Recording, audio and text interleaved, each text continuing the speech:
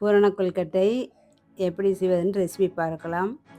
கடலைப்பருப்பை 1/2 ஊற வச்சுட்டு குக்கரில் வச்சு 3 விசில் விட்டு வேக வச்சு எடுத்துக்கணும். ஆற வச்சுட்டு அதை மிக்ஸி ஜாரில் போட்டு அரைச்சி எடுத்துக்கணும்.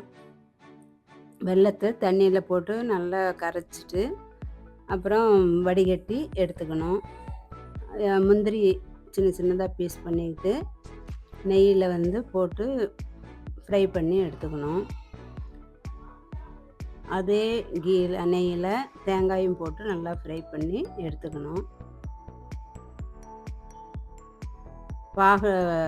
அதே வானிலையில் பாகையும் விட்டு அதில் அரைச்ச கடலைப்பருப்பையும் போட்டு நல்லா மிக்ஸ் பண்ணிக்கணும்.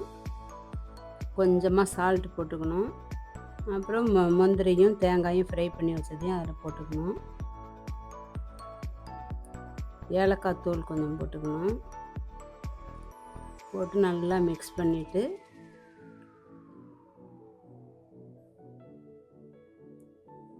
லாஸ்ட்டாக 2 ஸ்பூன் நெய் விட்டு நல்லா கிளறி எடுத்துக்கணும். அரிசி மாவில் நல்லா கொதித்த தண்ணியை விட்டு நல்லா மாவு ரெடி பண்ணி வச்சுக்கணும். அப்புறம் அந்த அச்சு எடுத்து அந்த அச்சில் நல்லா ஆயிலை தடவிட்டு ஃபஸ்ட்டு அரிசி மாவை எடுத்து அதுக்குள்ளே ஃபில் பண்ணிக்கணும். ஃபில் பண்ணிவிட்டு அந்த பூரணத்தை எடுத்து அதுக்குள்ளே வச்சுட்டு திரும்ப அரிசி மாவு கொஞ்சம் எடுத்து மேலே அப்ளை பண்ணிக்கணும்.